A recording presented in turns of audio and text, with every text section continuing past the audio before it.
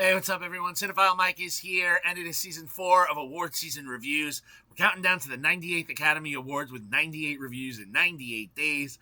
Quick reminder before we dive in, please make sure you hit that subscribe button so you don't miss a single day. There's not that many left. Today, we are wrapping our 13th theme week, The Other Side of Awards. Before we get to that last group of Oscar-nominated films, I'm taking a look at some of those that were nominated for the Razzies. But, look, not here to judge. Let's talk about where these films didn't connect and whether or not the criticism fits.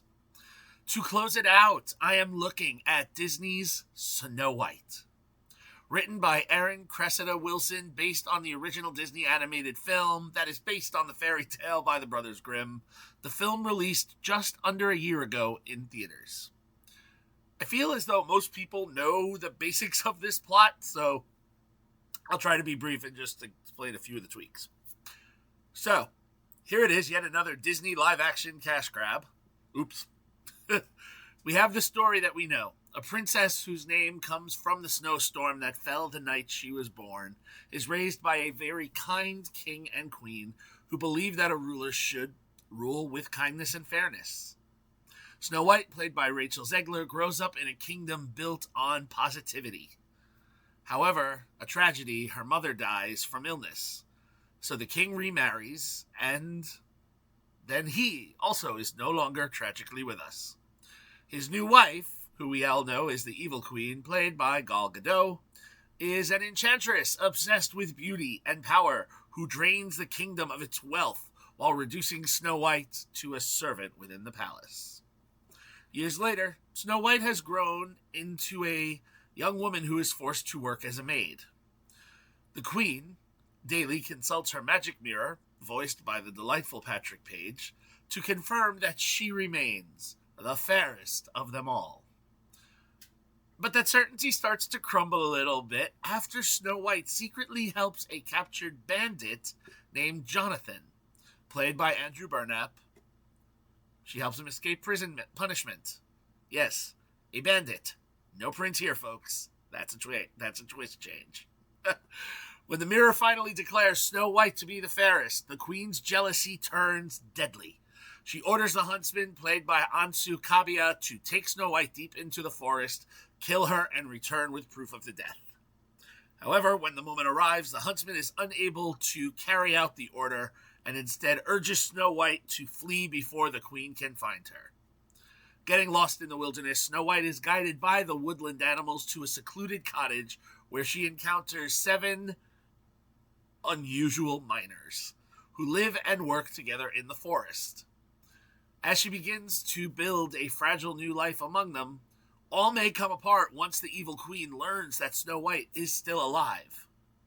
Crossing paths with Jonathan again, we will see how some variants from the stories we know and other beats we are all too familiar with kind of all come together into one story. Okay. The biggest challenge Snow White faces is, well, there's 2. One is casting, especially with the villain, and I know nothing I'm saying here is new. Gal Gadot as the evil queen. Look, visually she's got the face. There are some choices that we can appreciate, but it just never gels. And then they expand on the character. They give her a musical number that she can't carry off, especially when she's matched against Rachel Zegler, who has a different energy, and her singing voice is absolutely stunning. She carries the musical moments with so much ease that it makes the other ones seem laughable. Zegler is also able to catch innocence and sincerity with this character, even though the script really struggles around her. I mean, look, they try to modernize the story. I get that. I appreciate that. The film is, pushing Snow White toward a more independent and assertive version of this character. Cool. But why did this need to be done by remaking a nearly century-old film rather than coming up with an original story or an original fairy tale designed for the modern audience? We update these projects and they don't always work. The original film reflects the storytelling values of its time. I'm not going to say they were all great, but for better or worse, that's what it was like. To constantly rework these films, these older stories, to fit into this modern idea, it's starting to get a little strangely hollow. It's too much. And then when you add to that some absolutely awful, awful CGI work on the miners, the dwarfs. I mean, yes, I know we're not supposed to call them the dwarfs, but I'm kind of buried to the original film.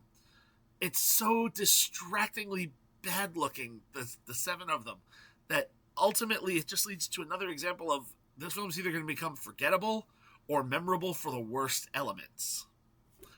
Where I can say I have positivity, though, is in the other visual craftsmanship aside from the CGI. The production design by Cave Quinn is genuinely impressive, and the work they do alongside supervising art director Niall Maroney and their team, along with set decorators Stella Fox and Claire Smithson, they create environments that really feel like the classic animated film is coming to life.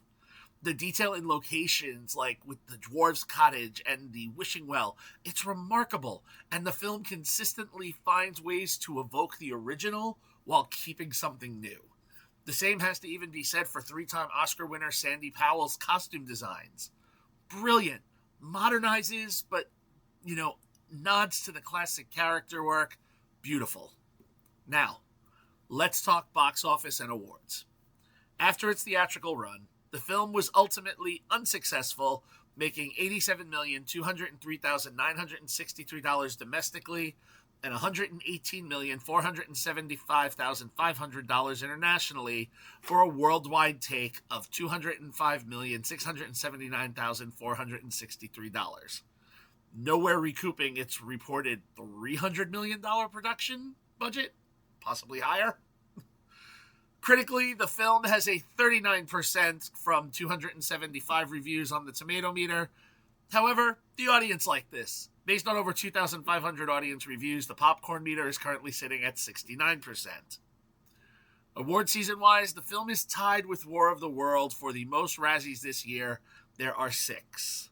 Worst Picture, Director, Screenplay, Supporting Actor, and Screen Combo, both categories dedicated to our 7 men. And also Worst Remake, Ripoff, or Sequel.